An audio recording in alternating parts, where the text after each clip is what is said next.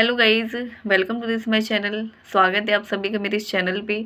और मैं हूँ प्रीति और मैं एक बैंकिंग एस्पिरेंट हूँ आपके ही तरह। और मैं यहाँ पे बताने वाली हूँ कि मैं इंग्लिश में कैसे थोड़ा बहुत इम्प्रूवमेंट कर पा रही हूँ इस टाइम पे। पहले दोस्तों मेरे 5 to 10 इतने ही आते थे, इससे ज़्यादा कभी आते ही नहीं थे। एंड मेंस का मैं लगाती थी सेक्शनल बुक, तो उसमें 11 या 12 इससे कभी ऊपर जाते नहीं थे। 15 से आप समझो कभी ऊपर जाते ही नहीं थे। फिर मैं करती रही काफ़ी सारी चीज़ें ऐसी हैं जो मुझे समझ में बिल्कुल नहीं आती थी। जैसे कि ये चीज़ें मुझे बहुत परेशान करती थी, नाउन क्लोज, एडजेक्टिव क्लोज और प्रीपोजिशन क्लोज एंड एडजेक्टिव वगैरह। ये सारी चीज़ें मुझे कभी समझ में आती ही नहीं थी। बट मैंने जब इस पे बहुत अच्छे से वर्क किया एंड इनको समझा, इनकी क्लासेस देखी, मैम की क्लासेस मैंने देखी हैं, और निमिषा मैम की उनके यूट्यूब चैनल पे। और बहुत सारे मैम ने कंटेंट प्रोवाइड करवाए हैं जिससे मुझे एडजेक्टिव, नाउन, प्रोनाउन, और सबसे मेन चीज़ तो यही है एडजेक्टिव और नाउन, प्रोनाउन, एडवर्ब, ये सारी चीज़ें अगर आप समझ लेती हो ना तो डेफिनेटली इंग्लिश में इम्प्रूवमेंट होगा ही होगा। मुझे ये चीज़ें बिल्कुल भी समझ में नहीं आती थी। एंड कहाँ से एडिशनल इन्फॉर्मेशन स्टार्ट हो रही है, कहाँ से एडजेक्टिव आ जाता है, कहाँ से कैसे नाउन को पहचानते हैं। एंड काफ़ी सारी चीज़ें मेरी एडिटोरियल तो मेरे लिए बहुत ही अच्छा साबित हुआ है। क्योंकि पहले मुझे रीडिंग में इतना टाइम लगता था, मुझे कुछ चीज़ें समझ में भी नहीं आती थी कि पैराग्राफ में क्या बात हो रही है। तो फिर जब मैं रेगुलर कर रही हूँ, 7-8 महीने हो चुके हैं मुझे। मैम का एडिटोरियल रेगुलर बेसिस पे करती आ रही हूँ मैं। पहले मैं नहीं करती थी, पहले मैं ओनली वोकैब पढ़ लेती थी मैम की पीडीएफ से, बट पहले मैं इतना नहीं देती थी ध्यान। बट फिर मुझे लगा कि इंग्लिश में तो बिल्कुल इम्प्रूवमेंट हो ही नहीं रहा है। अभी आप सोचिए कि मुझे 7-8 महीने हो गए हैं, अभी जाके मेरा इतना इम्प्रूवमेंट हो रहा है। तो पहले मैंने इतना फोकस भी नहीं किया था, एंड लगता था कि बिना एडिटोरियल के और इसके बिना कर लूँगी, बट नहीं हो पाएगा। अगर आप एडिटोरियल को नहीं देख रहे हैं तो आप बहुत बड़ी गलती कर रहे हैं। क्योंकि बैंक एग्ज़ाम में इंग्लिश के लिए रीडिंग करना बहुत ही इम्पॉर्टेंट है।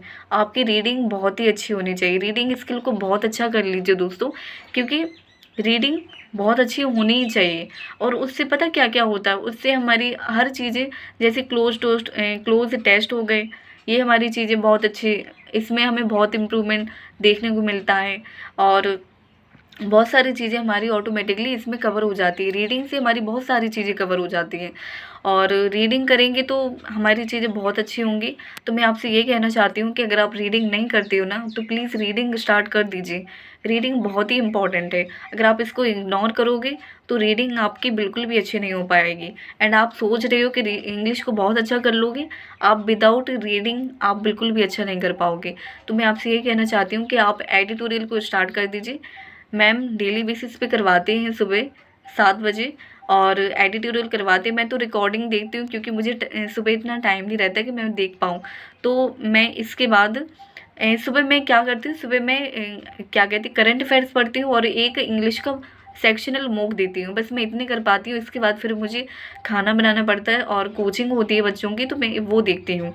तो इसके बाद ही मैं फिर 10 बजे के बाद ही मैं, मतलब 10 बजे तक मैं बैठ जाती हूँ पढ़ने, और फिर इसके बाद ही मैं और चीज़ें देख पाती हूँ। तो मैं बस यही कहना चाहती हूँ कि आप चीज़ों को बहुत अच्छा कर लीजिए। 120 रूल्स को आपको क्या करना है, इनको बिल्कुल अच्छे से रट लीजिए। एक एक रूल को बहुत अच्छे से रट लीजिए, जिससे आपको कोई भी प्रॉब्लम ना हो। क्योंकि ये भी बहुत ही इम्पॉर्टेंट है, एरर डिटेक्शन में बहुत ही इम्पॉर्टेंट रोल प्ले करते हैं ये हमारे लिए।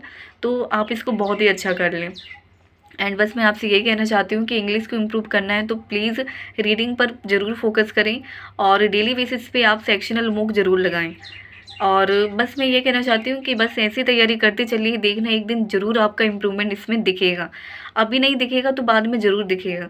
बट मैम की हर एक क्लास को बहुत अच्छे से देखिए मैम कैसे उसको कॉम्प्रिहेंड करते हैं, कैसे मैम उसको लेके चलते हैं। तो आप सभी चीज़ों को देखें, क्या है, कैसे क्या होता है। मैम एडिटोरियल में बहुत अच्छे से करवाते हैं, कहाँ पे एडिशनल इन्फॉर्मेशन स्टार्ट हो रही, कहाँ पे पैसिव बॉय, कहाँ पे एक्टिव पैसिव, ये सारे मैम बहुत अच्छे से नोटिस करवाते हैं। तो आप वहाँ पे देख सकते हैं।